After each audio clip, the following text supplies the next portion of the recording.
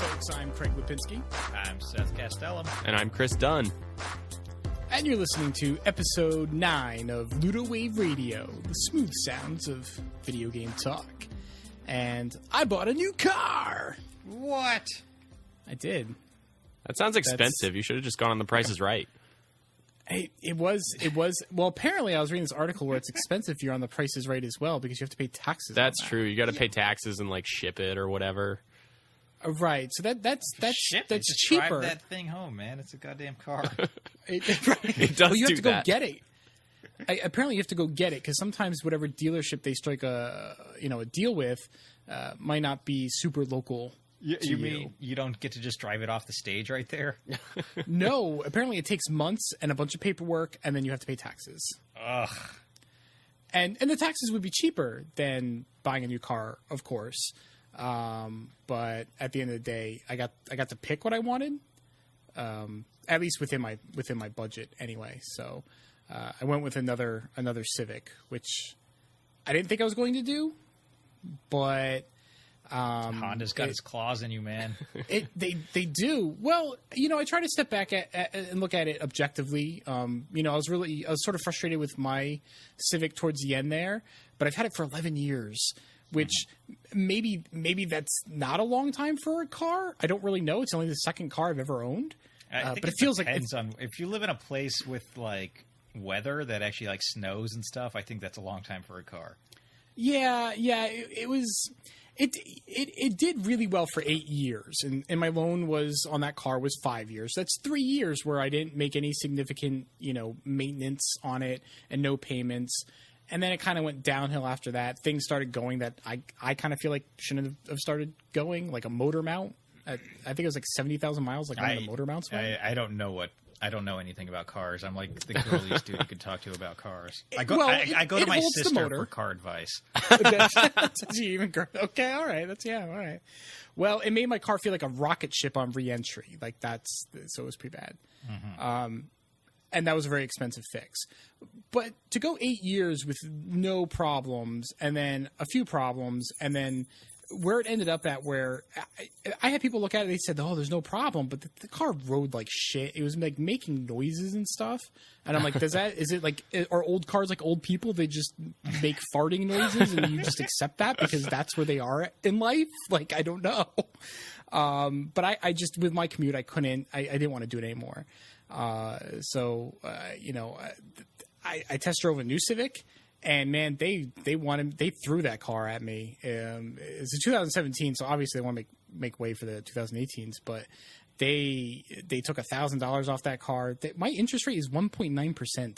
Nice. Wow. I was like, what the fuck? Like, really? My credit? All right, that's cool. And then they gave me a shit ton of money for my old Civic. I was like, did you guys drive it? Were we driving the same car? The salesperson was even like, he was like flat out honest with me. He's like, I just want you to understand, we just really want your car. And I was like, that thing? You want that?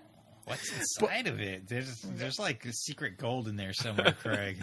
Yeah, 2007 Honda Civic, the secret of Curly's gold. Yeah, I like Honda melted down some Nazi gold and built parts out of it or something. That's why it started breaking down so fast. Right, because it's made. Yeah, it's just melted gold. That's it surprised me. So it felt like I guess I would be stupid not to take this new Civic right now. So there are a couple of other cars on my short list. I was looking at a Corolla and an Altima, but just the Civic and the deals won me over. So I'm stuck in that cult of personality. I guess.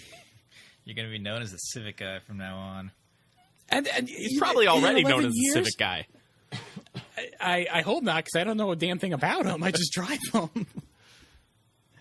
Let me take a look at that. Yep. That's what you got right there. That's a Civic. That's it. That's all I can do. To be fair, I could probably do that too. I think it says it on the back somewhere. We're all Civic guys. We are all Civic guys here on this podcast. Why am I a Civic? I don't even own a car right now. Really? Yeah, I'm pretty carless. How do you operate in California?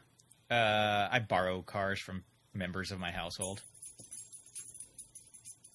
This is not a toothbrush, Seth. Who's going to borrow a family member's toothbrush? That's gross, borrowing a Craig. car sounds better.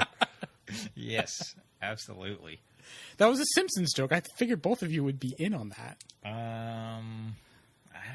I feel bad because my memory of like classic Simpsons is starting to get really hazy. That's probably because you don't take in Simpsons anymore. Like it's your brain's pushing it out because it's like Simpsons. I don't need this. Yeah, it is, and it's kind of sad. It is sad. That's unfortunate. But that's all for me. I mean, it's pretty exciting. I mean, that's all. You just bought a new car. Well, my car feels like the Batmobile now. Like I just like, wow, there's like a little screen on there and it shows what music I'm listening to. I back up and it shows what's behind me. It's amazing. Nice. I gotta get a new car. I backed into a pole in a car with a backup camera because I get I'm like, do I look out the back? Because I'm so used to like looking out the back windows, and then I'm like distracted. I'm like going like back and forth between the little screen and looking out the back, and I don't know which one to look at. Did you not see the pole in either one? No, I didn't. I was going very slow. It was a rental car. It was a rental car too. And it was like the last day before I had to return it. This was my last trip up to Canada, and I was freaking out because there's like yellow.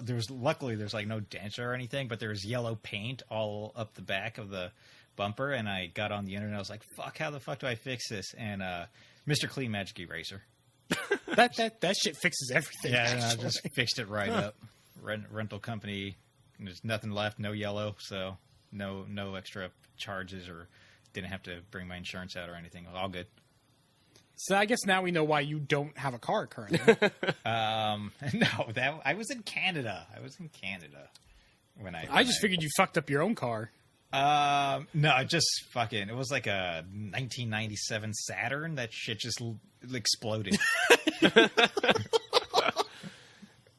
That's the exact year and exact car you used to make fun of someone's old car. You just see a jalopy going down the street and it goes, there goes the 97 Saturn. I think here's my car knowledge. I think it was the head gasket that blew. There was oil and like coolant just like everywhere, and the whole thing like started smoking. And then I was like, okay, well this is not and that there used to be a company called Ecology Auto Wrecking that would like come and pay you like fucking $200 for your shitty broken car, and they're not around anymore. And so I tried like similar services, and literally like the best quote I could get from any company was $50. So I got $50. I got $50 for my exploded Saturn. Oh man, well, your first problem is you bought a Saturn. It was $2,000. I was not like, and it lasted me a good like 5 or 6 years. I'm good with it. It was. Are you looking at anything now in particular? Is there anything? Not yet. I'm saving up right now some money to put down, but I'm not entirely sure what I'm gonna get. My mom lives in a. My mom lives like in a senior community. In a 97 Saturn. No, senior community. She lives in a senior An community. exploded 97 Saturn. And those old people have they have like nice cars because they never drive them. They might be like old, but they'll have like 2,000 miles on them or something ridiculously low. So I've been I'm gonna steal an old person's car. No, I'm not gonna steal. I'm gonna buy one off of them at some point. That's the plan. I'm poor, man. I can't go out buying new cars.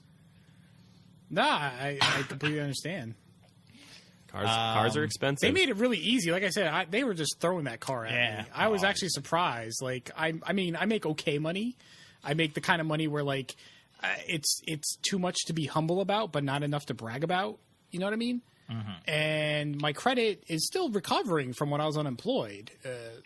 It's been a few years, but it's still recovering. I'm kind of surprised. I'm like, me? You gonna? But I don't know. I don't know.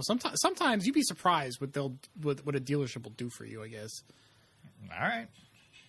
Not going to dealership though. But I mean, if you can steal an old person's car, you do that. I'm in full favor of this heist. I just need something. I just need something to drive. It's you can't live in California and not have a car. No, I imagine not. I mean, not even here. Like there's no public transportation here. Yeah. Connecticut's like a fraction of the size of California, but you can't get anywhere. I mean, there's always buses, but I don't understand how anybody knows how buses work. Like, I don't know how they like get on a bus and get to where they're going, because that shit just is confusing to me. Yeah, I don't think I can. I've never tried, but I certainly don't want to. Yeah, no, nobody wants to ride a bus. I went to a concert. What'd you see? It's an underground rap group called The Psycho Realm. And I was big into them like when I was in high school, and this was actually like their 20th anniversary. I got into them because I really liked Cypress Hill, and Be Real of Cypress Hill was a member of the Psycho Realm for their first album that released in 1997. And I used to listen to them a ton, like starting around 2000. Anyways, their first 3 albums are fantastic, and my sister knows I like them, and something came across her like thing. She's like, "Oh, Psycho Realm's having a 20th anniversary." I was like, "I don't know." One of the dudes got shot in the neck, and he's paralyzed.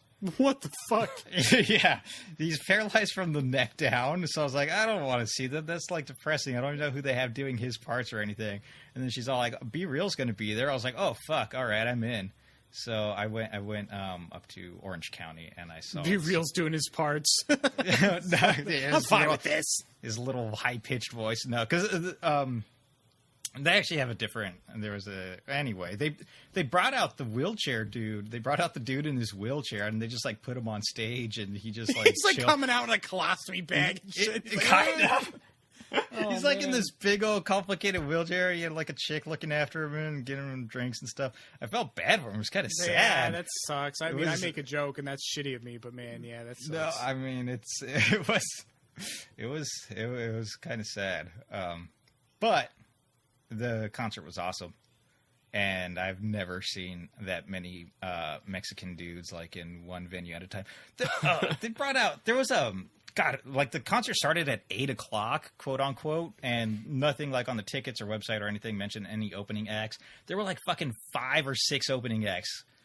Is that agonizing? Is that agonizing Yes. when there's that many? Ugh. Yes. The second to last group that came out, though, was a Mexican death metal band. And that was just it was fantastic.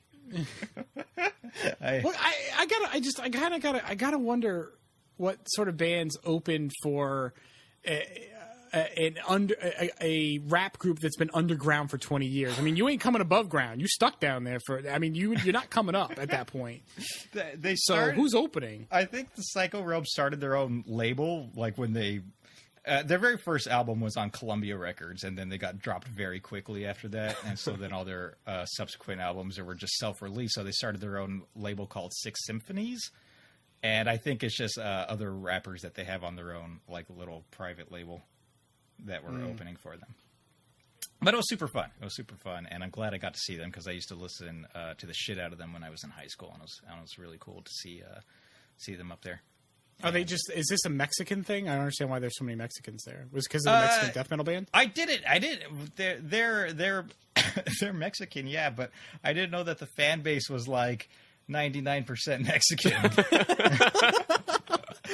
Seth is like, I thought I was the only one. It's like super like political and like sort of conspiratorial rap. It's like their second and third albums are called like a War Story Book 1 and a War Story Book 2, and it's like this whole like interwoven story of like the government versus like people what are civilians of the street and stuff like that, and it's all like super well told and awesome. And I just I don't know, that's why I got into it, because I thought it was really cool and smart. Is it particular to Mexican politics? No, not at all. I mean, a little, slightly, but not like overall. Gotcha. Oh, also Everlast showed up and did Jump Around. Oh. So that was awesome. Sounds like a good time. Yeah, no, it was fun. It was really fun. Nice. That's me. That's me. What have you been up to, Christopher? Well, I ran this marathon that I've been training for the last 5 months, since probably before we started recording this podcast. And they fucked up the course. So I actually did not run a marathon. So that How did they fuck up the course? Well, how they did, I'm still trying to figure that out, because it seems like, you have one job. There's one thing you shouldn't fuck up in a race. It's how long the race is. Right. It was supposed to be 26.2 miles, as is a marathon, and it was 25.4 miles. Oh, for fuck's Because sake. there was a path you're supposed to run down and turn and come back and run down the same path, and they put the cones too early. So that kind of sucks. That sucks, man. Yeah. Does this mean that you can't stick one of those 26.2 stickers on your car now? Well, they weren't selling any 25.4 stickers, so...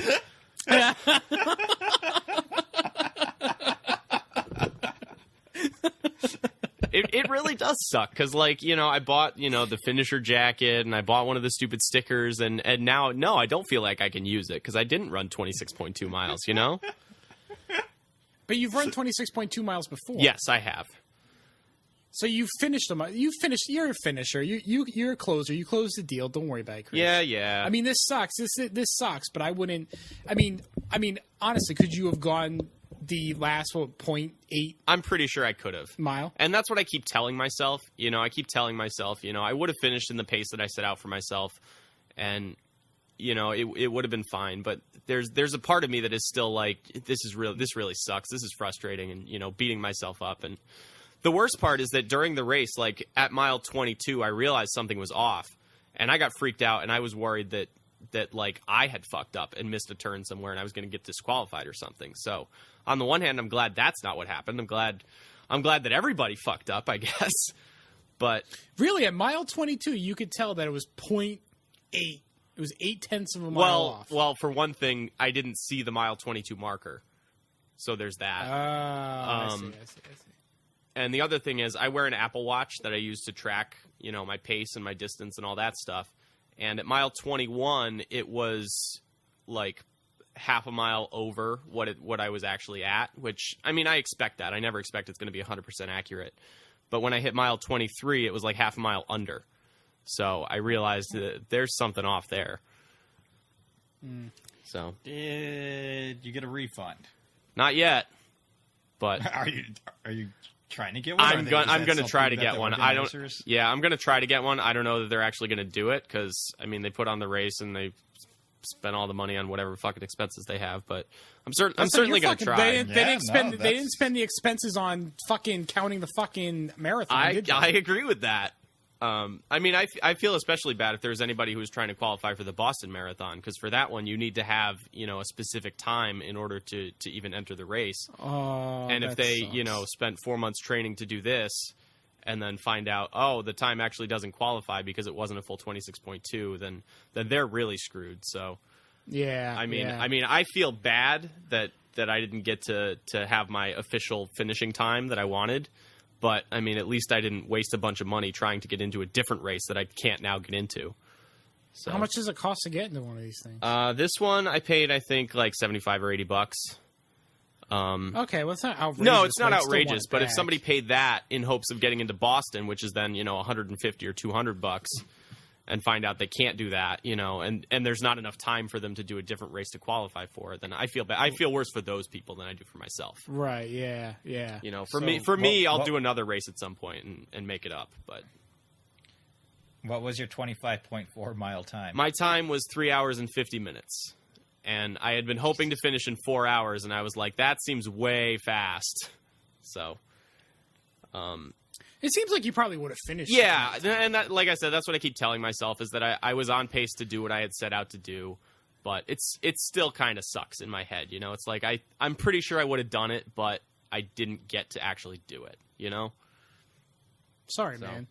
It's frustrating, but, like I said, I'm trying to be positive about it, and I'll just do it in the next one. I also married some people 2 weeks ago. That was pretty cool. You're already married. Is Jackie okay with this? Yeah. She was there. She watched it happen, so... So how many husbands/wives are you up to now? I guess it's 2 wives and 1 husband.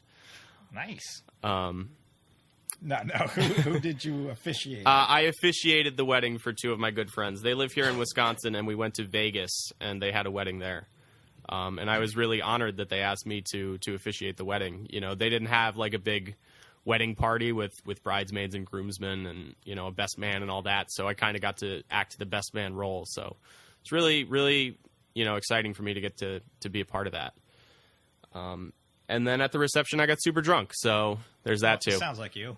That does sound like me, doesn't it? Intoxicated. Yeah, that's Chris. Well, I like to drink, but I don't usually get that drunk where I'm, you know, puking and not remembering things. So it was embarrassing. I did that at my mom's, like, 50th birthday or something. I guess your 50th wedding. No. If she needs somebody for wedding 51, Seth, let me know. All right. I can officiate that shit. To marry her or to officiate? To officiate. Okay, well, I just can you do both? Yeah. Can you? Is that a thing? Oh, That's a good question. I should look into that. Uh-huh. But no, that's it. I went to a wedding in the since the last episode. Oh, that's why you weren't. That's why you didn't record last week. That's why we didn't. Yeah, right. Yeah, it was my fault this time, and we could have technically recorded, but it would have like smooshed up my weekend in a way I didn't want to. Yeah, nobody wants to. Yeah, I hear you. Do that shit. Yeah. But that was fun. I did not drink because I had half of a migraine. So, but that was nice. And you know, when you're like engaged and you go to like weddings, you're like, we're not doing that. We're not doing that. We're not doing that. We're not doing that. You're not doing that? We're not doing that. You're not feeding each other cake? No, we're not doing that. We're not doing that. All right. Well, let's talk about some games. I think we're about 20 minutes into this thing. Let's talk about some video games. I played some Destiny 2. Oh, what? Wait, my girlfriend said that last time you started talking about Destiny 2, it made her want to kill herself, and she said I had to tell you that. She didn't say I had to say it on air, though, so... Wait. So this girlfriend you have in Canada also listens to this podcast? Yeah. This is sounding even more fake than it already did. Whatever. She's totally real, you guys. Yeah, well, maybe she should play good video games like Destiny 2. She just got a Switch, so... Sounds like a fake gamer girl. All right. Well, anyway, so I actually didn't play as much Destiny 2 as you might think. The end game's really strange. It's not the loot is not very satisfying, and some of like the high end activities aren't that great. Particularly like PvP. Like the PvP, the high end PvP stuff is severely neutered from what it was in Destiny 1. So basically Bungie built a really good, they listened to a lot of feedback, built a really good like game proper over Destiny 1. But like the end game, the repetitive stuff, the grind sucks. And depending on your perspective, like that's fine. You know, I've played the game for almost 70 hours. And I guess I feel like that it's hard to complain. Like when you get and that was a good 70 hours. I enjoyed myself. It was a good 70 hours in the span of like a month and a half. I don't feel like I have a lot of room to complain about where the game is at in terms of like the end game. Cause it's like, well, you got a bunch of time out of it. What are you going to cry about? But at the same time, like that's not really like the philosophy of Destiny. That's not what the game wants you to do. It wants you to keep coming, wants you to keep engaging with it and keep coming back. And unfortunately, as it's built right now, Destiny 2 it doesn't. For a variety of reasons, I'm not going to get into to spare your girlfriend and people like your girlfriend, Seth. And you're welcome. I won't actually get into the details, but it's just not built to keep coming back in the end game. But like I said, I got almost 70 hours out of it. It was a good 70 hours. I'll just wait until the expansion drops. So what's their plan for player retention? You know, I don't know. They almost didn't think that through. Like I said, it's clear that they listened to feedback and built a better game. There's more activities. Those activities are more rewarding up until the end game. The narrative is more coherent. It's a more cinematic experience. The characters are more interesting. They did a lot of great stuff. But after that, I don't know how they plan to keep people coming back. You know, they have microtransactions. They have sort of like a loot box kind of thing, but it's all cosmetic and it's not, the stuff isn't that interesting to where I feel like it's necessary to pay for them. So I don't know where they're going to get the money from, how the cash flow is looking for that game, or why people should even keep coming back. I don't know. Mm-hmm. Just expansions? You're going to have to wait for expansions? I think so. I mean, well, because they also do they do like week-long activities. So one of them is a high-end PvP thing called Iron Banner. That was my favorite event in Destiny 1. That came up every 4 or 5 weeks, lasted a week. It was super fun. And they just cut it off at the knees in Destiny 2. They stripped it down and they dumbed it down, really, is what they did with it. And I don't know why anyone would want to play Iron Banner now, other than like, whoop, there's a new thing. So maybe that's their plan. Maybe they'll just keep putting in, whoop, there's a new thing. And it's very similar to all the other things, but it's got a new hat. So I don't know. Oh, well. The new expansion comes out the first one comes out in December, which is pretty soon. So maybe they're just going to trickle out smallish expansions like that. I don't know. Are you going to get the expansion, Craig? Yeah, because like I said, it's not, the problem is not that I don't enjoy what's there. I do. It's just that when it's over, it's over. And the only problem with that is like Destiny, the way the game, like its philosophy, the way it wants to be played, it doesn't want to be over. And that's why it's frustrating. But no, I'll keep playing when there's more stuff. But for the most part, what I've actually been playing is Stardew Valley on Switch. This is my first time playing it. Once I knew the Switch version was coming out, I held off completely because I wanted to play it on a handheld. My fondest memories of playing a Harvest Moon game is Harvest Moon Friends of Mineral Town, which is on Game Boy Advance. And holy shit, I played the fuck out of that game. There were just like weekends where I would go to bed, wake up. I had a shelf over the head of my bed. That's where my Game Boy Advance lived. I just grabbed that and just started playing, and I wouldn't get out of bed for just hours. It was amazing. It was incredible. I can't do that anymore. It was amazing. And I love that game. And I just, to me, like that was the pinnacle of Harvest Moon, and it's been on a downward trajectory ever since then. And I don't feel like Harvest Moon or Story of Seasons, either one of those, are in a particularly good place. There's aspects about them that I like, but they're really heavily structured and heavily tutorialized and simplified in ways that I just don't think that makes them the games that I used to love. Do you guys play the modern Harvest Moons or Story of Seasons? I've only played like a few hours of a Super Nintendo Harvest Moon game. That's my entire... Oh, really? Yeah. That is more than I've ever played of Harvest Moon, so... Wow, no kidding. I feel like this is something that Seth in particular would really enjoy. So I'm kind of surprised. I do like farming. I do like growing crops. I do like picking vegetables all day for minimum wage. I'm not even lying, though. That sounds really nice. Nah, they're great games. I mean, I wouldn't play any of the modern ones, but Friends of Mineral Town, which I'm pretty sure is actually on the Wii U Virtual Console. But knowing you'll get a complete inbox with manual version for the Game Boy Advance, so you do you, man. It's fantastic. That the reason why I love that Harvest Moon is because it's big and complicated, which sounds like a dumb reason because volume of content always make a game better. But all the different systems within Harvest Moon like interlock, and there's a certain satisfaction in learning those systems, learning how they interact with each other, and then becoming better at them, mastering them, and eventually, exploiting them for fun and profit. And Friends of Mineral Town was just massive. Like, you could own 4 homes in that. You'd be such a farm tycoon. You had 4 homes in that game. Could you, like, put other farmers out of business and, like, just buy up their land for cheap after you salt the earth and kill all their crops? You can't do that. That is not a thing. It's a very friendly, pleasant game. You can't hurt other people. All right. Well, can you just nicely... Ask them to leave? Ask them to leave, yes. Can you nicely just buy out the land from underneath them? No, you can't do that. All right. But so you can become a mogul and buy as much land as you want. Well, 4 houses worth, yes. Okay, that's good enough. That's 3 houses that other people can't get. That's right. You took them off the market. That's right. And Stardew Valley reminds me of that Harvest Moon. You know, just so much stuff to dig into. So many secrets. That's another thing modern Harvest Moons and Story Seasons don't have.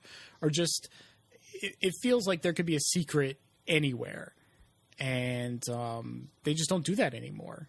There's just training wheels on those games. But Stardew Valley is not like that at all. There's a ton of stuff to dig into, a ton of stuff to learn.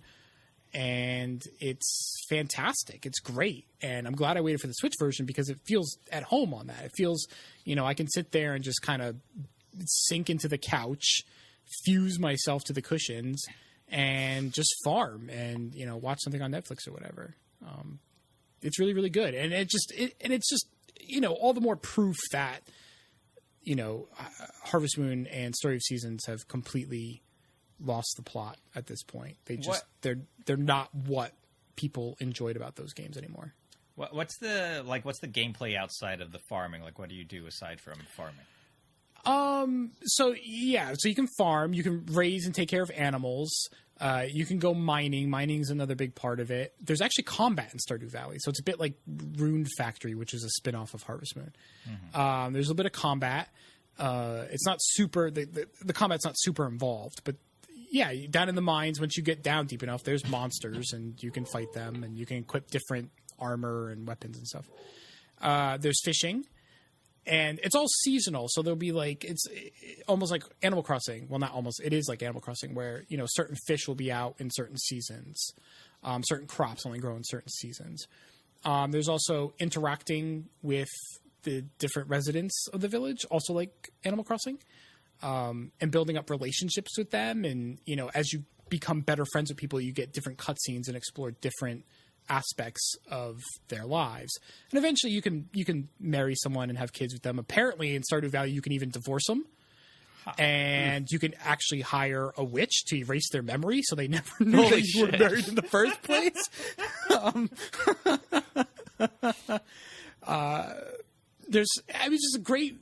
there's just great characters. I almost said well written, and I don't want to make the implication that they're poorly written, especially considering one guy did this entire game in 4 years. I don't mean I just don't want to oversell how good the writing is. But for instance, there's a homeless guy, and you can befriend him. He's very grumpy and distrustful of you, but over time you win him over. He's much nicer, and you get these really heartwarming cutscenes that involve his character, which I like a lot. There's the town drunk, and actually I think there's a couple of drunks. Is Chris one of them? No, let me see. Nope. One's named Shane and one is named Pam. All right. Maybe I should not have come back to this podcast.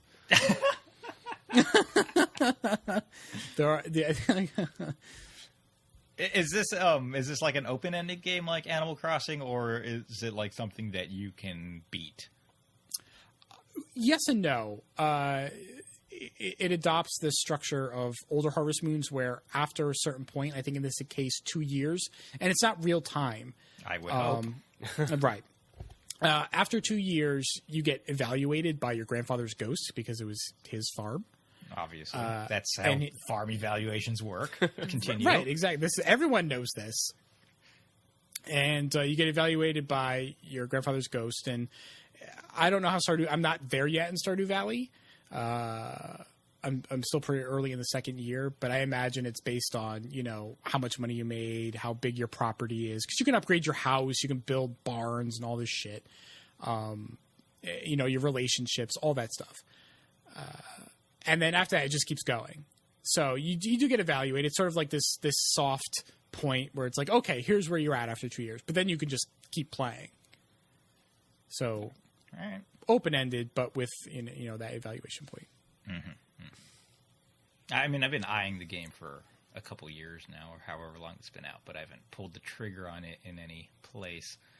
But maybe once there's a downtime in the Switch, because right now it's got a pretty packed end of the year here. Yeah. Yeah, I was gonna play Golf Story. I was gonna play The Flame in the Flood. Oxenfree. I was gonna play all these games. I'm like, Stardew Valley. I'm just gonna play that. I'm just gonna play Stardew Valley. Good pick. Yeah, I actually picked this up and Oxenfree and Golf Story because I had some GameStop credit, and I said if I'm going to buy one of these, I might as well buy them all now and support the developers and stuff. I'm very early in Stardew Valley. I'm still in, I want to say, the first season or month or whatever you call it. I like it, but I'm glad to hear there's a lot of depth coming up because all I've done so far is like plant some plants and talk to some people, and I mean I haven't seen any combat or anything yet, so. I enjoy it so far, but I'm looking forward to digging into it a bit more. Here's what I'll say: the game is designed to be like really easygoing, so it's easy to feel overwhelming because there's so much shit in there. But I wouldn't worry about it because you have all this time to discover that stuff and learn it.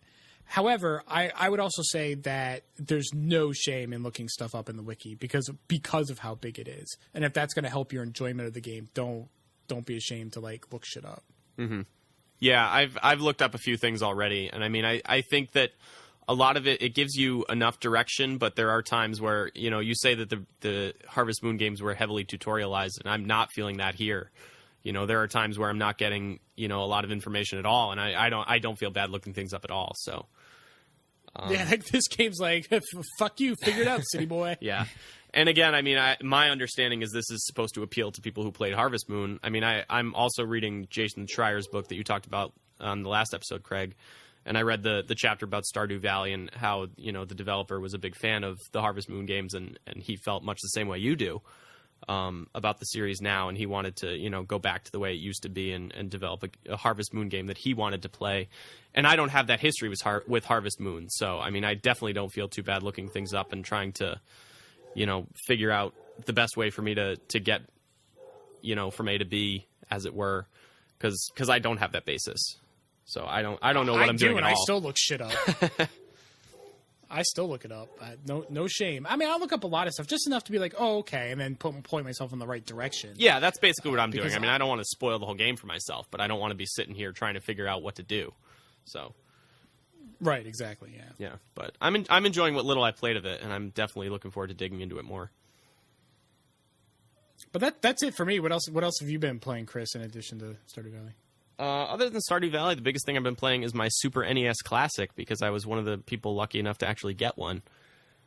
Seth, I think you got one too, right? I got one. I haven't hooked it up yet. Yeah. I'm like I don't know. I'm annoyed with hooking stuff up right now. I'm in a phase. Yeah. I'm just like whatever's hooked up, it's gonna stay hooked up. Yeah, I'm running out of HDMI ports, so I actually switched the HDMI from my Switch. Unintentional pun.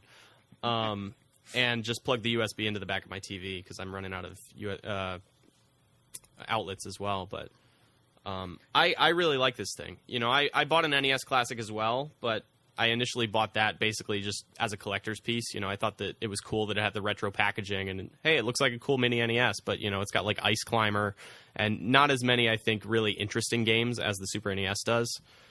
And I feel this from a collecting standpoint. I feel the same way about the Super NES as I did about the NES, is that it's just a beautiful package. The box is awesome. The system itself, is very authentic.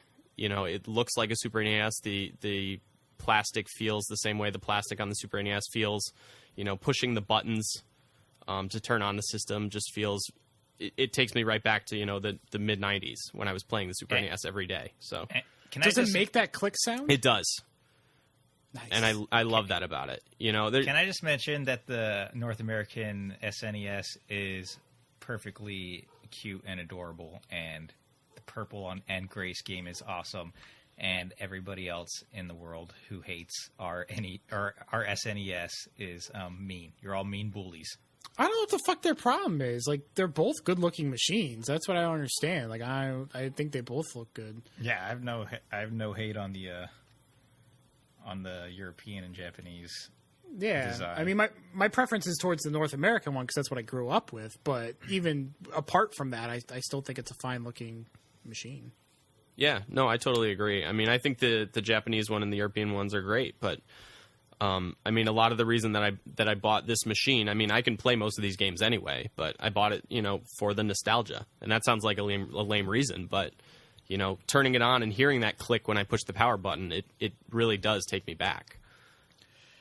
That's not only. I mean, that's mostly what these things are being sold. I mean, there's some value in there, of course, but these things are being sold on nostalgia, Chris. Right. There's no shame in buying nostalgia.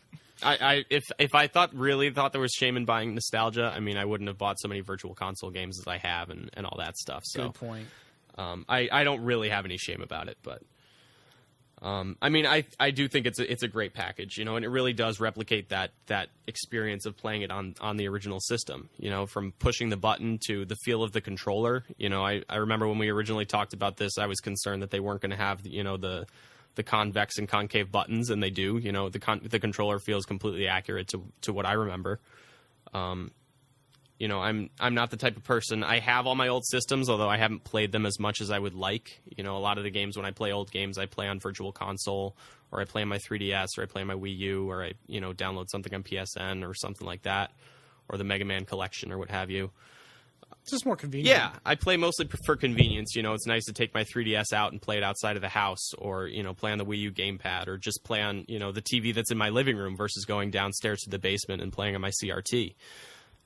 So being able to hook this thing up and play with what feels like an actual controller, you know, an actual Super NES controller, it really just feels good compared to, and that's not to say the Virtual Console experience is bad, but this just, it adds an extra level of authenticity that you don't get from games that you can download on these services. You know, it's got Have you hacked it? I have not hacked it.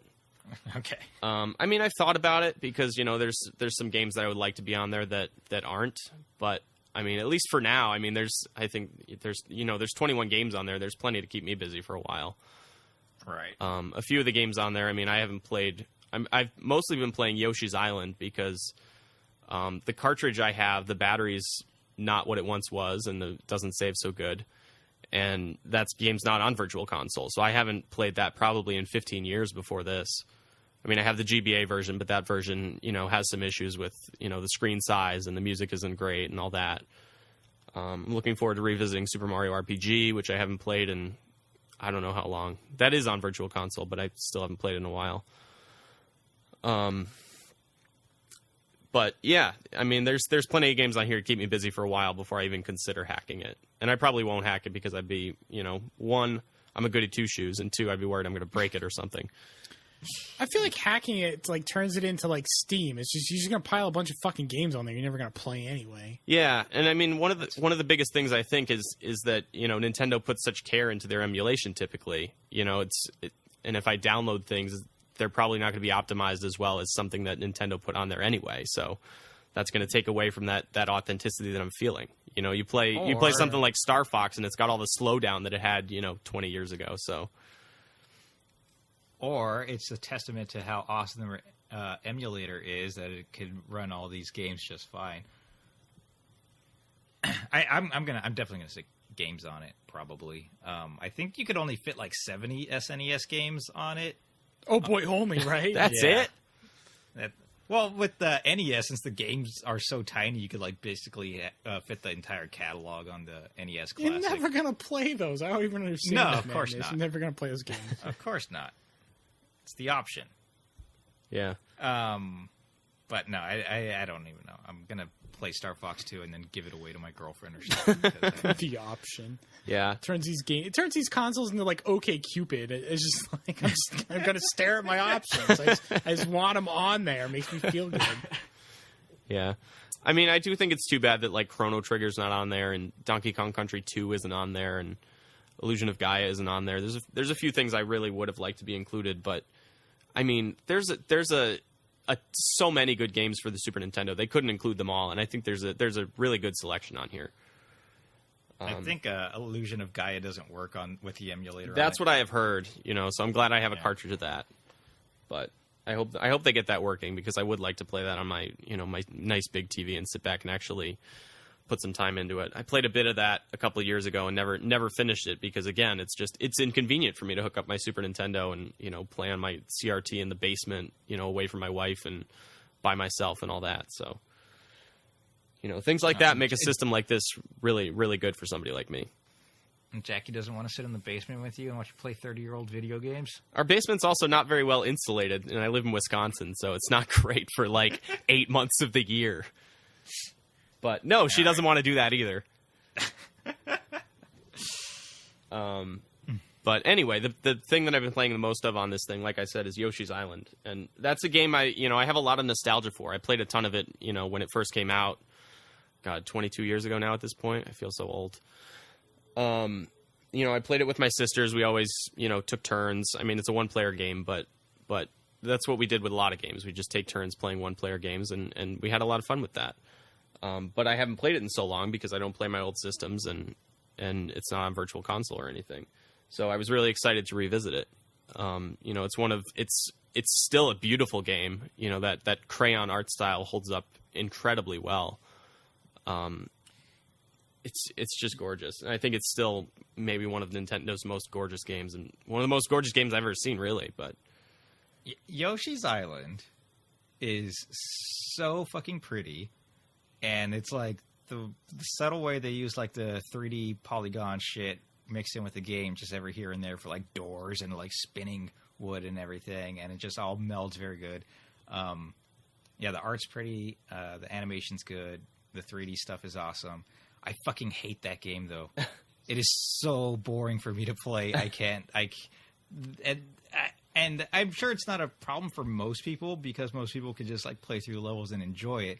But they got the goddamn stars and the flowers and the red coins, and if you get hit once, then you're losing your stars, and you can't get your 100% on a level, and you got to play the entire goddamn level again.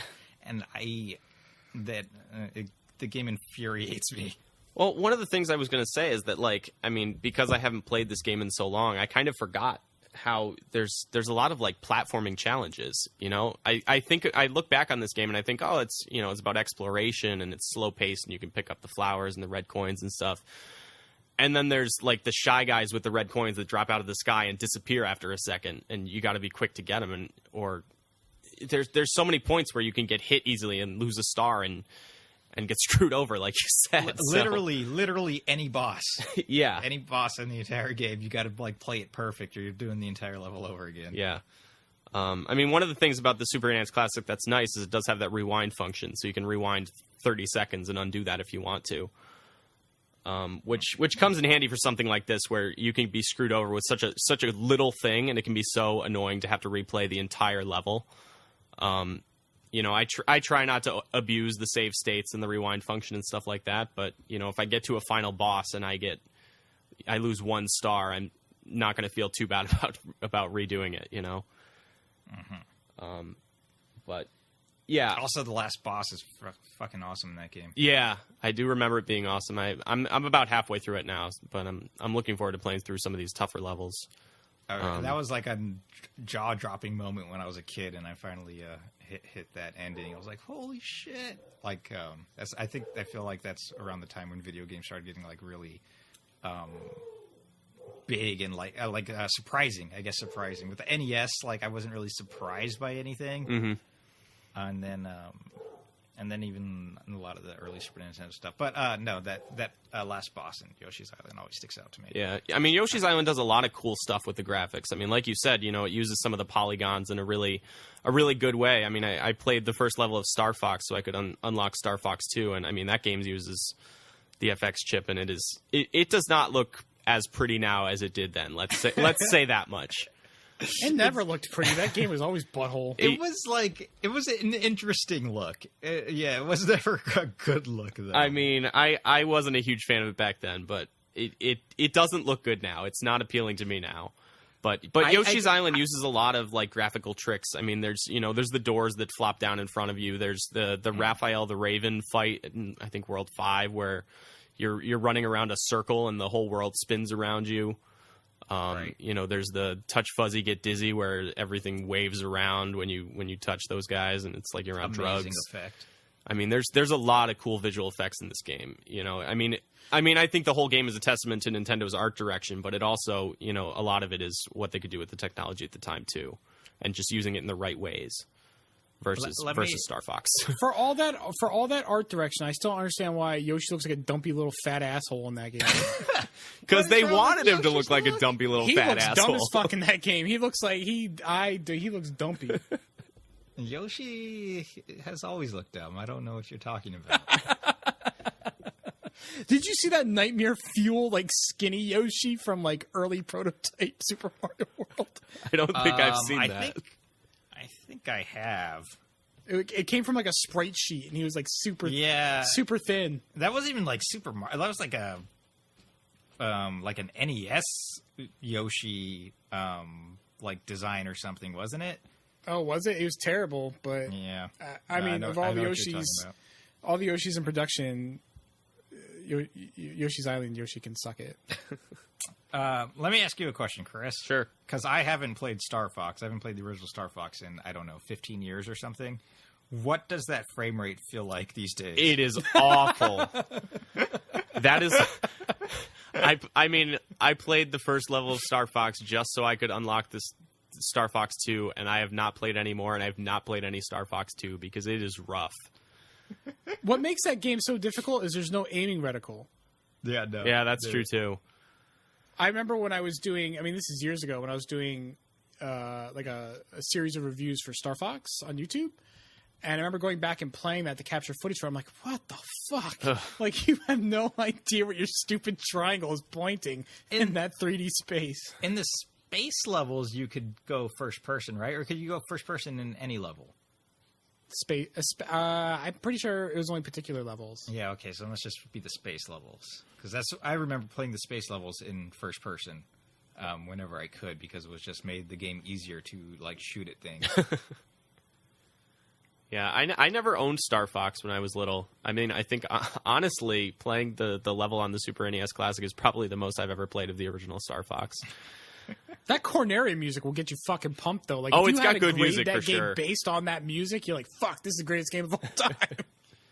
Yeah, the music is good for sure, but the gameplay and the graphics, it's not going to be the next game I play. Let's say that much. There's some awesome parts in that game. I remember, like, one part, it's a space level, and, like, you keep flying into these big ships and, like, exploding them from within and then flying out of them. Yeah, it's really cool, but it's like, just... There's no, like, context for what you're doing. Like, oh, here's another giant gray block that I'm going into its butthole or whatever. There's no context for what you're fucking doing in that game. I'm gonna replay it. I'm gonna try. Which might make it better, actually. Come to think of it, that might make it even more entertaining. The fact that you're like, woo, I'm in this cube right now. I don't know what's up. But when I was a kid, I'm like, what the fuck is going on? There's a secret in that game where you could, like, hatch a giant space phoenix or something, right? I don't recall that. There's weird stuff in that game. I feel like there's also a secret boss that's a giant roulette machine. Not a roulette machine, what are the ones that you pull down the arm? And Slot machine? Spin? Slot machine. There's a hidden slot machine boss as I know well, there's, like, think. weird hidden levels. Was there, like, a hidden level where there was, like, paper airplanes, I think? That's... Yeah. Sure. Yeah. No, I think so. Yeah. No, there was some weird stuff in that game. All right. I'm gonna replay it with that 15 frames per second frame rate or whatever the hell it runs at. Yeah, I mean, Blah, blah, blah, blah, blah, blah. to me, the graphics are ugly, but it's the frame rate that is pushing me away from it. I would like to play it just, as a historical curiosity, but I don't know. It's rough. So we'll see. Maybe I'll come back to it, but no promises. But Yoshi's Island is the thing I've been playing the most. So what about you, Seth? Nothing. No, I've been playing one new game. I started Senran Kagura 2 on 3DS. This game sucks compared to the original one. Like, the original one, I like it. It's like a fast-paced, like, Streets of Rage almost mixed with a Musou, and you're, like, fighting, like, dozens of people at once and hitting them all up in the air, and then long-ass, like, 1,000-hit combos and stuff. This second one's, like, more 3D open space arenas, and everything's way slower, and you're fighting, like, maybe 5 people at a time, and you can't even, like, lock them into, like, big combos. And in the first game, like, when you hit somebody up in the air, like, you just tap A and you go shooting after them really fast, and then you continue the combo.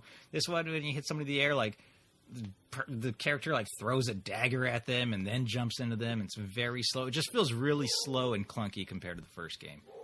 And Is this Deep Crimson? Yeah, that's the one. They don't fuck around with those names, do they? No, no, not at all. It's it's not as fun. It's not as fun as the Senran Kagura Burst. So. Yeah, no, I agree.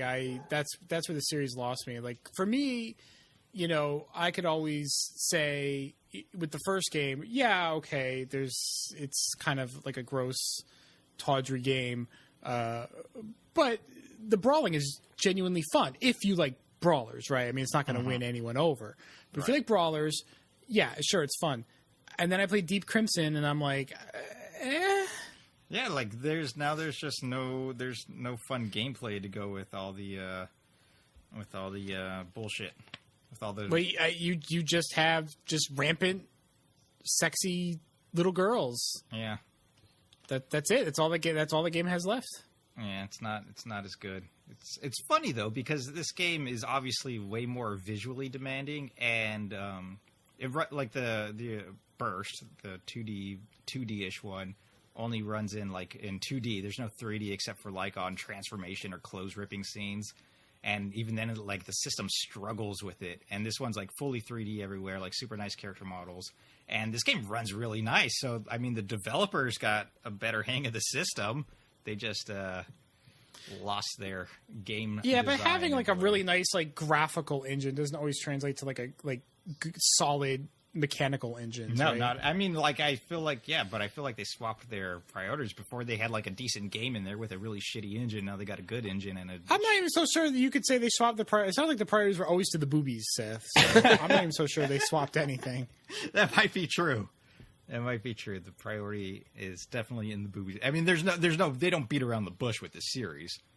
It's Are you trying to sneak in another euphemism? no, not at all.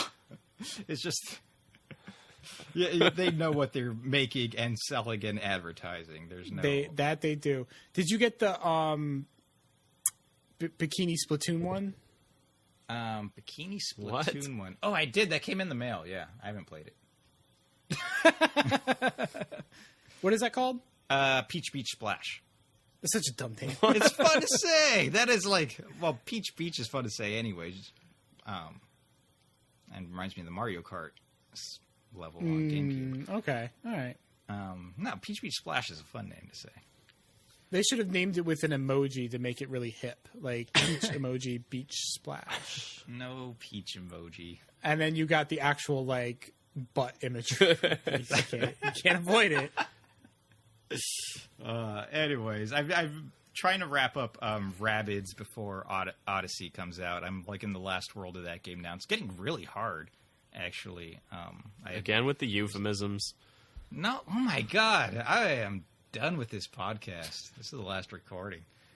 That game's still really good and fun. But I had like a solid week where I wasn't able to play any video games because I was watching a 7-month-old puppy, and she is a bitch. She's so bad. She's the worst dog I've ever had in my entire life. So unfortunately, I was alone with her for a week, and I didn't get to play a lot of video games. That's a shame. Yeah, but Odyssey next week. So Heck yeah. Yeah, I'm excited for that. Took the day off from work. did you? I did.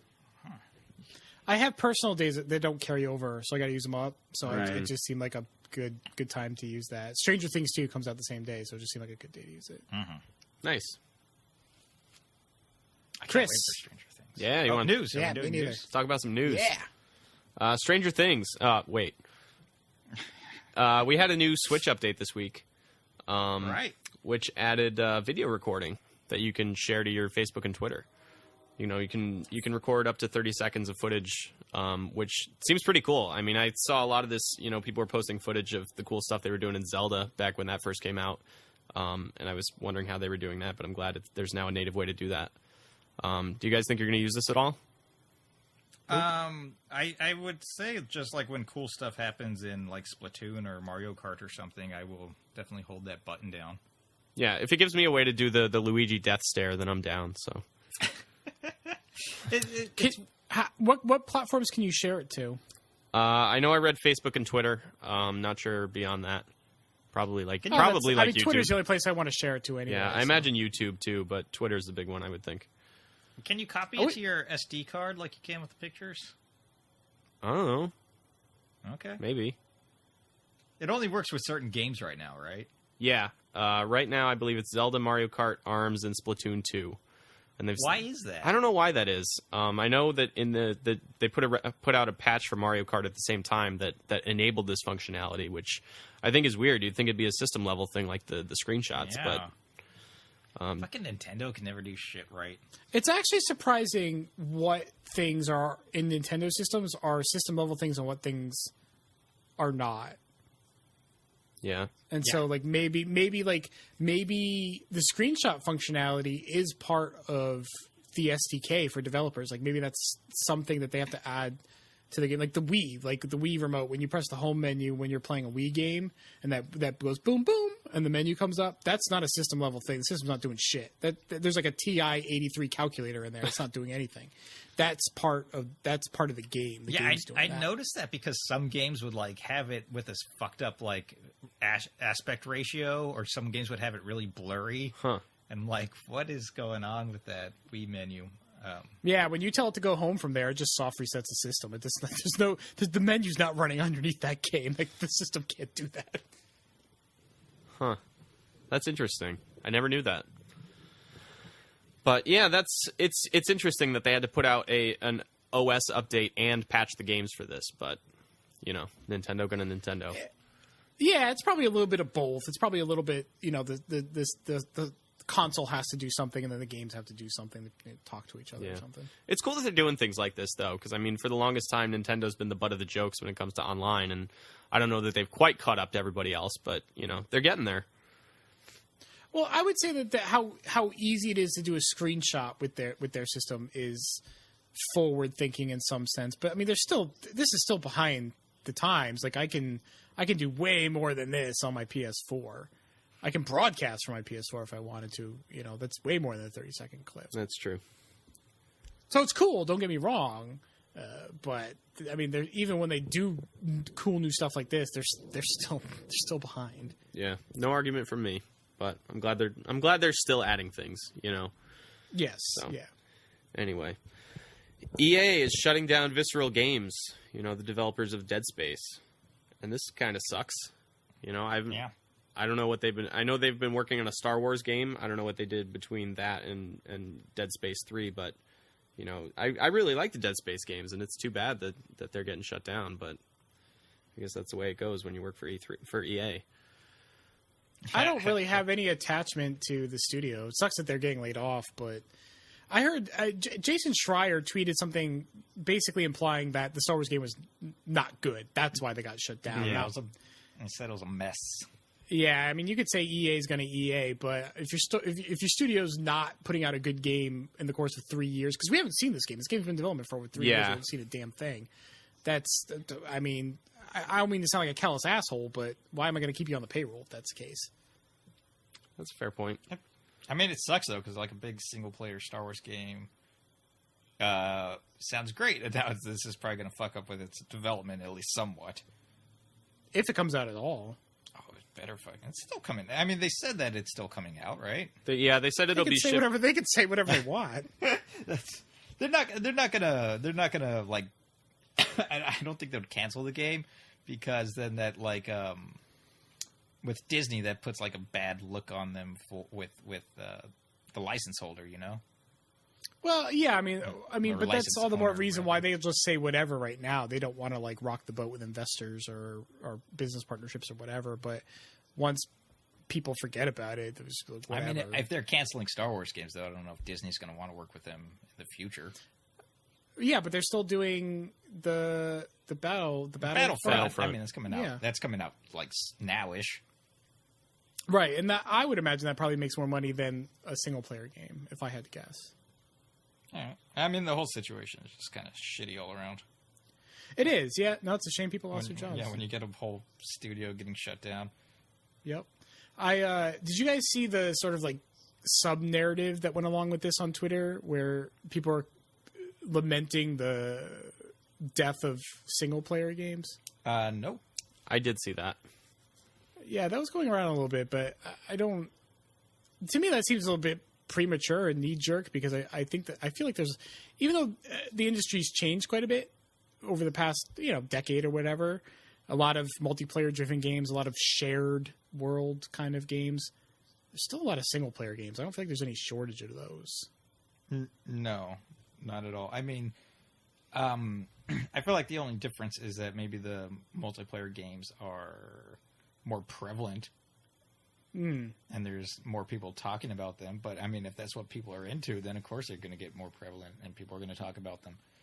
Yeah. I feel like I don't know. I feel like developers and publishers aren't like the ones running this show. I feel like they're going where the market is.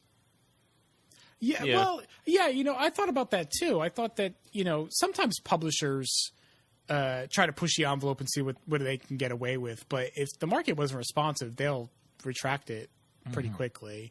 They're just trying to make money. If they can do it doing skeevy shit and pull a fast one on you, they'll do it. But if you don't fall for it, they're not going to do it.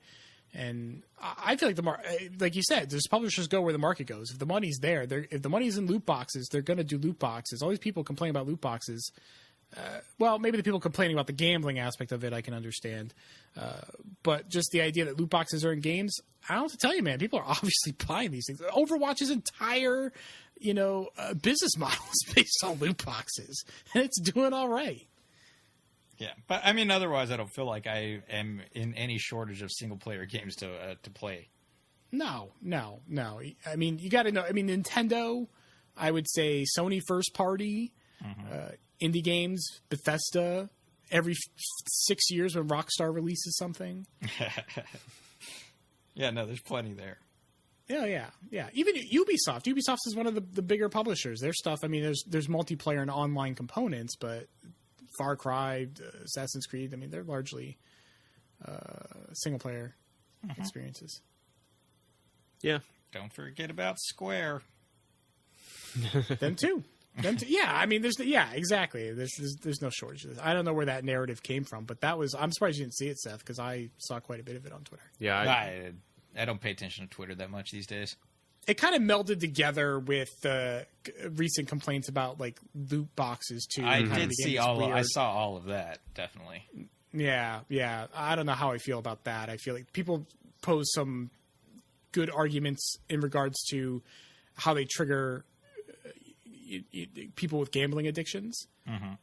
So I can empathize with that, but other people were complaining about him as a money making model. I don't know what to tell you, man. This is the hell you've wrought. This is the industry. People are buying it. I don't know what to tell you. Yeah. I'm not in favor of the model at all, but I don't pay for them, so. Right. I would rather they're not there either. But like I said, I mean, I don't really have a gambling personality. So when like Overwatch, like when there's an event, I'll be like, "Yep, I'll buy a few boxes," and then I walk away. I don't, I'll own up to buying them, but I don't really get carried away. I think actually, I actually think that's probably the biggest problem is that people don't own up to their own preferences in gaming. They complain about all these different business models, but like we established, they would not exist if they were not lucrative. So if people were just own up to the fact that yes, I buy map packs. Yes, I buy season passes. You can't say, well, I did it for this one game or I did it for that game. Nah, you're not a special delicate flower. Like you did it. That's what everyone's doing. You got to own up to that or support business models that you prefer. One of my favorite examples is Titanfall 2, where Respawn specifically went out of their way to listen to feedback, gave a great single player campaign, no season pass, no paid DLC. And people ignored it. They all bought Battlefield and Call of Duty instead. Oh, that's you get what you get. That's what happened. And I feel the biggest argument, like the minimum, I think that these companies should do that I saw people suggesting is putting the rates, the rate chance of that you have of winning certain items from these loot boxes. I agree with that. So you just know what the hell your chances are. a warning that they exist in the game, and then the chances. Yeah, sure. Other countries mandate that by law, but the U.S. doesn't, so they're not going to do it. They're not going to do anything they don't have to do. Yeah. What else we got? Sony Music Entertainment has a new game publishing label called Unties or Unties. I look at it and I want to say Unties, but I don't know. It's probably Unties because that's what the word is, but it looks like Unties to me. And they're going to be publishing indie games on PC and Switch, not just on PS4, which is interesting. It's notable. It's not the first time this has happened. I mean, Minecraft is owned by Microsoft, and that's put on, every platform imaginable, but kind of interesting. They have a game coming out called Tiny Metal, which is kind of Advance Wars-esque, coming out next month on Switch, PC, and PS4. So... Oh, that's cool. It's cool. I wonder how stuff like this happens, like how Sony, as the giant conglomerate that it is, has this weird subsidiary way down the line. That's Sony. It is a Sony brand or whatever, is putting out this game on a Nintendo platform, but like Sony Computer Entertainment or whatever is not going to put Horizon Zero Dawn on the Switch or whatever. Like, I wonder, like, where in the corporate charter or whatever says it's okay for like this particular branch to do that, but like we're not going to do that with Sony proper. Which rhetorical question, obviously, but I'm just kind of curious how that happens. Yeah, no, I wonder too. And I mean, I obviously I don't have an answer to it, but I thought it was interesting, and I thought it was definitely worth pointing out, at least, as you do. So, I mean, there was. I don't know how to pronounce the game. Popolo Croix? Popolo Croix? Popolo Croix. Popolo Croix? Popolo Croix. You make it sound so easy, Craig. That's a Sony-owned IP, right? And that got a 3DS game. I don't know. I mean, we have it on 3DS, but I don't know if Sony owns it. I'm like 90% sure they do. I think that wasn't published by Sony. That was like Marvelous or something. I think Marvelous got the license from Sony or something. Yeah. Right. Well, that's like there was a Banjo-Kazooie game on DS that was like published by THQ, I think. Oh yeah, THQ published a GBA or GBA. THQ, was it Banjo Pilot? THQ published a bunch of stuff on GBA, like the Sonic games and all those Rare games, and I'm like, what the hell is THQ publishing all these? Especially the Sega stuff. I didn't understand that. Diddy Kong Racing was on the DS as well. Yeah, that's true. And Viva Pinata, which is more overtly a Microsoft brand. Yeah. I don't know. Weird time. That's weird. It's very weird. Yeah. But I feel like if I'm this company, right, I'm Microsoft, I don't have a handheld. I'm never going to do a handheld. My core audience is not slamming a do and playing on a handheld. That's not what they're doing. So if I want to make a few bucks, there's no direct competition there. I don't know why I wouldn't do that. Right, that all made sense. Right. On there. Oh, there was a Halo game on DS too. It didn't come out, but there was a Halo in development for DS as well. Yeah, I remember hearing about that. Moving on, Limited Run Games has been approved to publish retail games on Switch. That's good news. Yeah. I was curious whether this would happen or not, because I mean, I know that, there have been some games come out that have higher price tags on Switch due to the cartridges and stuff. So I didn't know if they were going to be able to, get the money to do it or whatever. But I'm glad they have. People will pay it. They don't fucking... People are crazy for the limited run games. Yeah, that's true. Fair enough. I will pay whatever price they want for a physical Golf Story. That does sound like you. Yeah, I was thinking about what games I would actually pay for now that I've decided I'm not collecting for Switch. Man, because there's so many fucking good games for it. I can't keep this. I cannot keep this going. I'm looking at my 3DS shelf. I'm like, I can't do this again. But not to say that I wouldn't buy some games. I was kind of thinking to myself what games I would actually spring for, because there's good games, right? Like it's like a Snake Pass, like what was published on Switch through Limited Run. Even though I like that game, I don't think I would buy it. I'll buy whatever's good.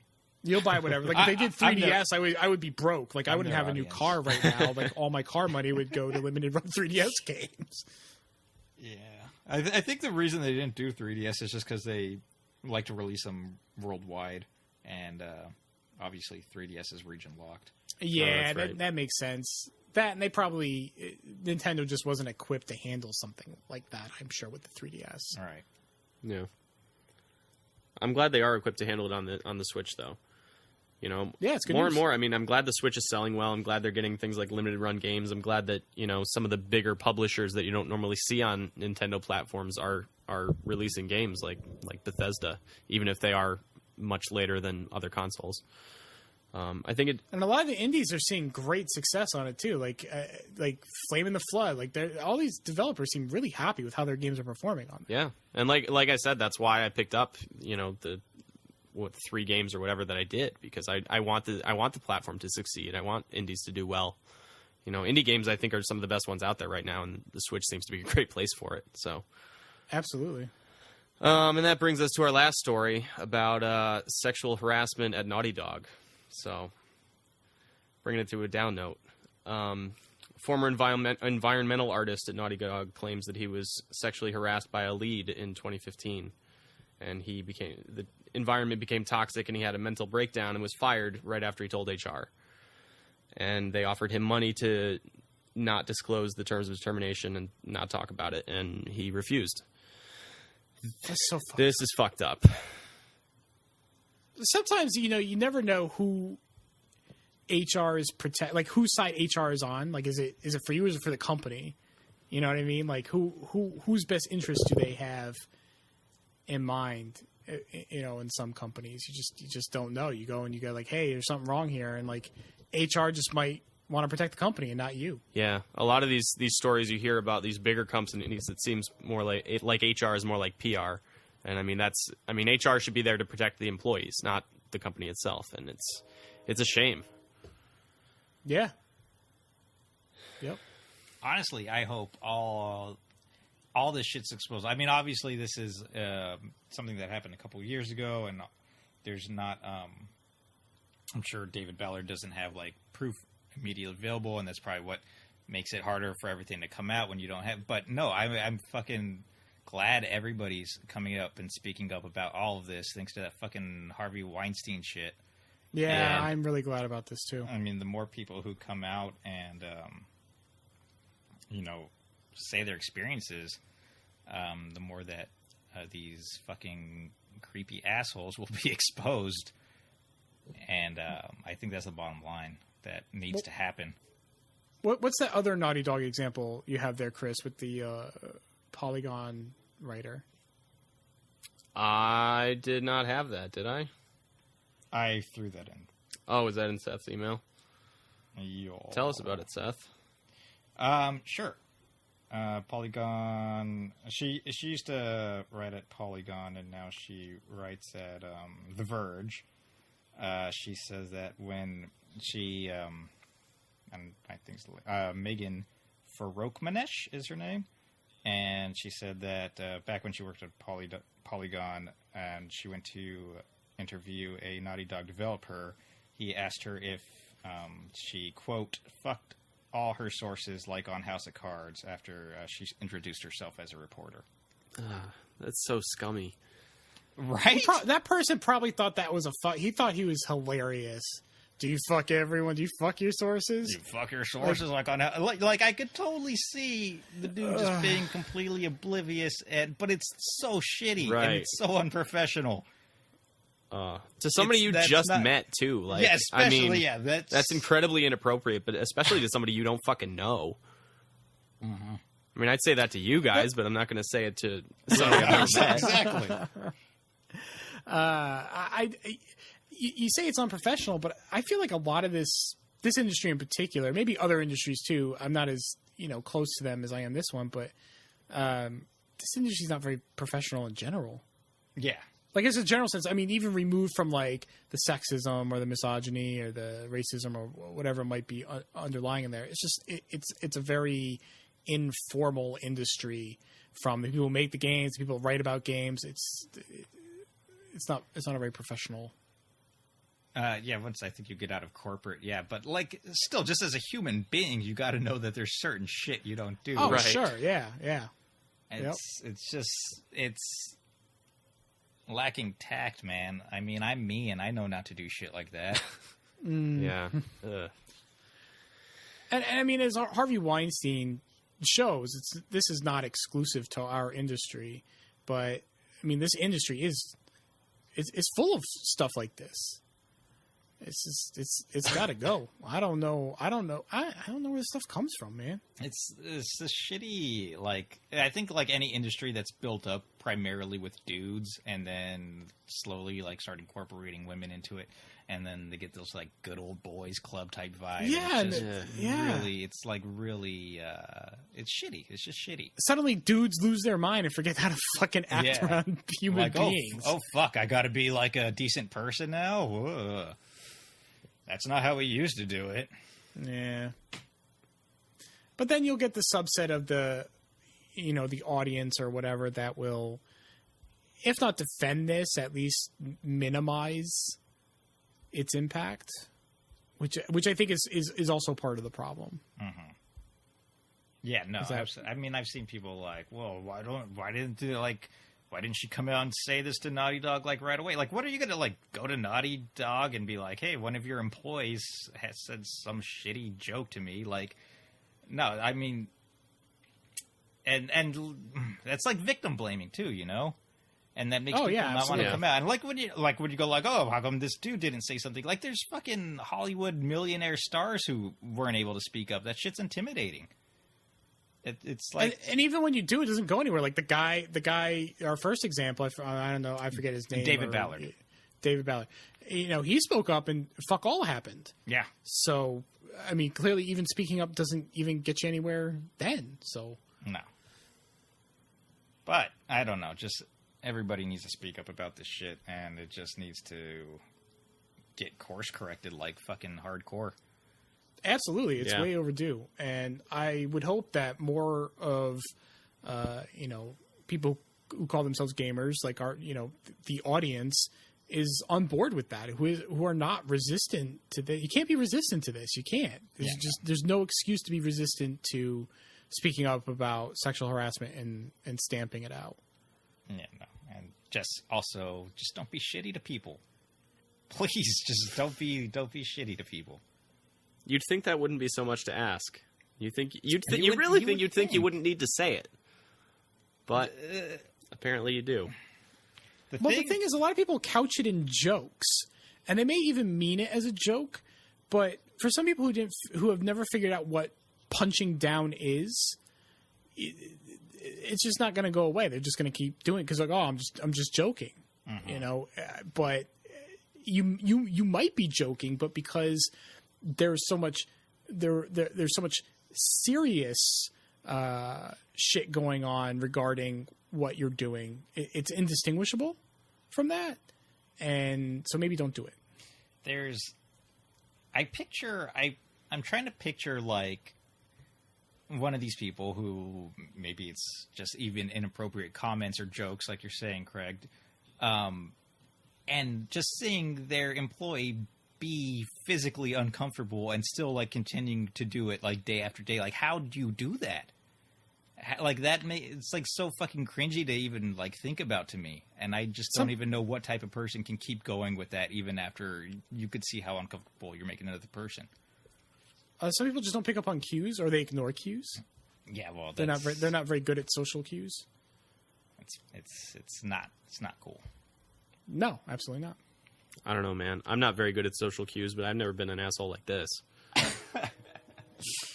Well, I think a lot of it for like nerds. I mean, I'm getting.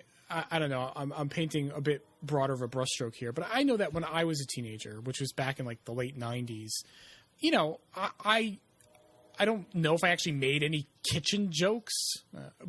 Get back in the kitchen kind of jokes or whatever. Right. But I could see myself doing that and then saying, well, I respect women. I don't hit them and whatever. So it's just a joke and it's okay because I'm otherwise nice to women.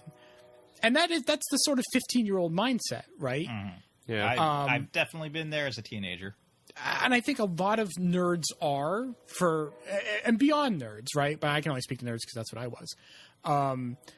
But eventually, I think a lot of people figure out it's not a really funny joke. It's not a good joke. It's not funny. There's no punchline. Yeah, no. You're just attacking someone who is actually attacked with these sorts of things on a regular basis. So maybe don't dogpile with the jokes. You figure that out eventually, and I think perhaps some in our crowd never really figured that out, and they're just sort of perpetually 15.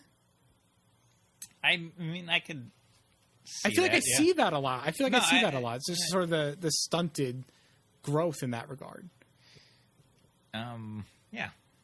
And imagine being a teenager now, right? I was a teenager in like 98. Imagine being a teenager now and having these attitudes where like, ho, I'm just joking. Like the same exact attitude, right? But then you go online and you see a chorus of women saying, it's not a joke, knock that off. And they have every right to do that, of course. But then you see a chorus of dudes over here go, it's fucking hilarious, man. Who are you going to side with? The people who are chastising you or the people who are patting you on the back? And that's how, like, you know, these things, this radicalization, if you want to call it, escalates for, I think, young men in particular online. Right. They, and then they just stay in that mindset, and then they're just surrounded by that same thinking people. And They never have to grow out of it because they're Yeah. constantly surrounded by people who validate the mindset. Yeah.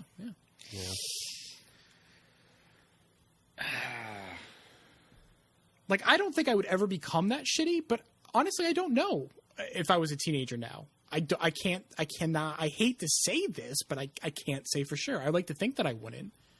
But with the way it is online, you say a stupid joke that doesn't land and a bunch of people yell at you, and it can be amplified now because of things like Twitter. But then over here, you got a bunch of people who tell you didn't do anything wrong. I don't know. That's very seductive. Yeah, no, I get what you're saying. But, no, just people need to not be shitty. And they need to be raised better by their parents. I don't know, man.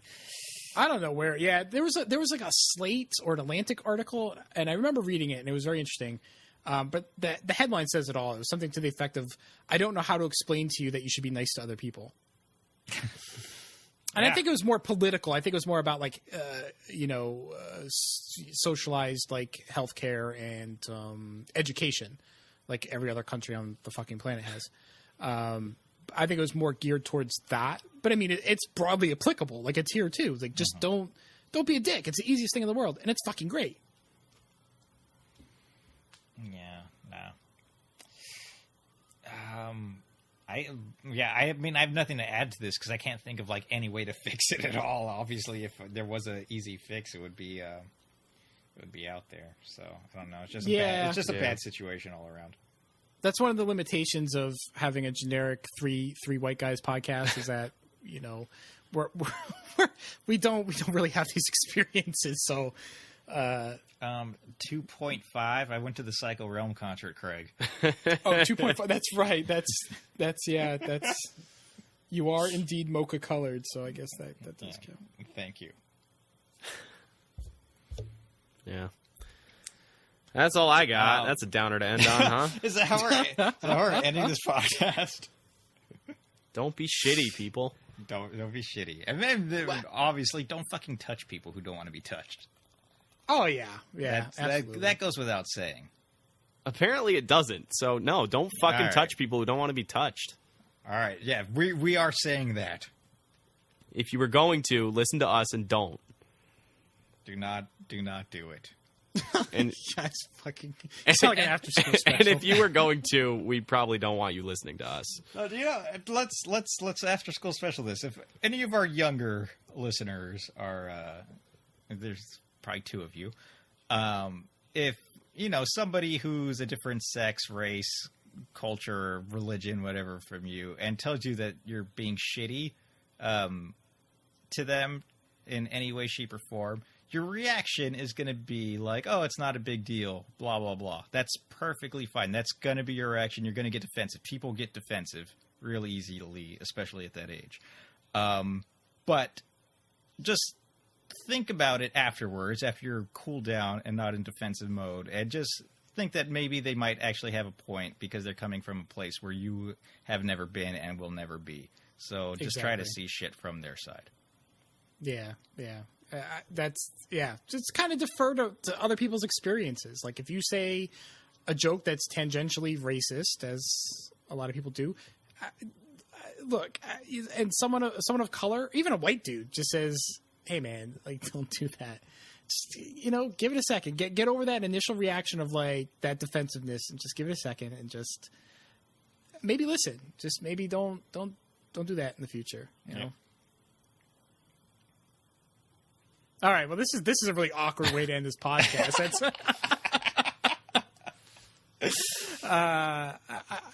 But no, I do sincerely hope that the situation improves. I hope more people speak up, and I hope that people who otherwise wouldn't have really given this subject much thought, or maybe initially have had some other point of view. I don't know what that point of view. No, touching people when they don't want it is cool.